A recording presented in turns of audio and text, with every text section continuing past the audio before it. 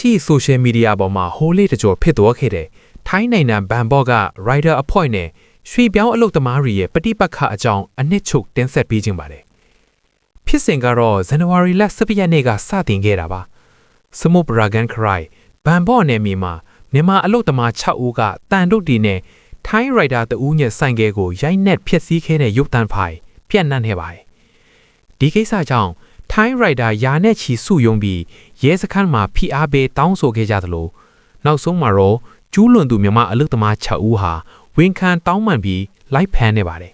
။ကဲဒီဖြစ်စဉ်ရဲ့နောက်ဆက်တွဲကတော့အတော်လေးကိုကြီးမားသွားခဲ့ပါတယ်။ဝေဖန်မှုတွေပြင်းထန်နေတာကြောင့်ထိုင်းရဲတပ်ဖွဲ့နဲ့အလုပ်သမားဝန်ကြီးဌာနတို့ပူးပေါင်းပြီးအနီးရောင်နယ်မြေလူသတ်မှတ်ထားတဲ့နေရာတွေကိုဝင်ရောက်စစ်ဆေးမှုတွေပြုလုပ်ခဲ့ပါတယ်။အထူးသဖြင့်ဘန်ကောက်ကဆွိုင်ကစ်မူးနဲ့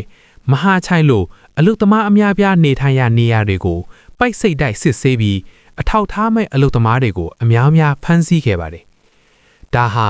rider တယောက်နဲ့ဖြစ်တဲ့ပြဿနာကနေတနိုင်ငံလုံးအတိုင်းအတာနဲ့စစ်ဆေးမှုတွေအထိဖြစ်လာခဲ့တာပါ။တစ်ချိန်တည်းမှာပဲ